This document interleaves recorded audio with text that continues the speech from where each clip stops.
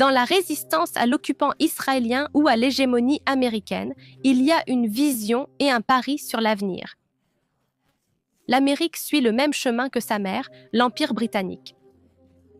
Commençons par le dollar, monnaie de réserve internationale depuis 1944, soutenue par l'or, fiable comme le denier romain. Les pays ont lié leur monnaie au dollar, mais comme Rome, l'Amérique dépense plus qu'elle ne possède. En 2000, plus de 70% des réserves mondiales étaient en dollars. Aujourd'hui, seulement 58%, et ce taux continue de baisser. Des puissances comme la Russie et la Chine s'éloignent du dollar, commercent en monnaie locale, créent de nouveaux systèmes de paiement et stockent de l'or en prévision du déclin de l'hégémonie du dollar. Le plus grand danger pour l'Amérique est le même que pour Rome, une expansion militaire excessive. L'Amérique possède environ 800 bases militaires dans plus de 70 pays. Son budget de défense dépasse 800 milliards de dollars par an. Les guerres en Irak et Afghanistan ont coûté plus de 8 billions de dollars, avec 175 milliards pour l'Ukraine, et pour Israël au moins 30 milliards ces 2 dernières années.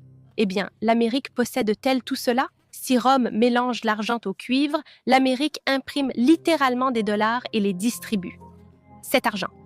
Pendant les 2 ans de pandémie, le Trésor américain a imprimé 4 billions de dollars. Cela crée de l'inflation et affaiblit la monnaie. Le travailleur américain est le mieux payé au monde.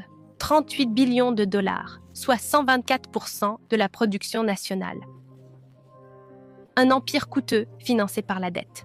L'Amérique est comme ses prédécesseurs. Le temps presse et l'effondrement n'est qu'une question de temps. Pourquoi je dis cela? Certains régimes considèrent qu'il faut plier face à la tempête, par habileté politique. D'autres comprennent que l'Empire américain est une tempête passagère et lui résiste. Car quand cette vague se retirera, ceux qui ont résisté resteront debout, tandis que ceux qui ont plié seront emportés. Ainsi, résister à l'occupant israélien ou à l'hégémonie américaine est un choix stratégique, un pari sur l'avenir. La résistance n'est pas simplement une colère ardente ni une réaction à l'injustice. La résistance est un choix difficile et épuisant, mais le plus sage, tout le reste sera emporté par le déluge.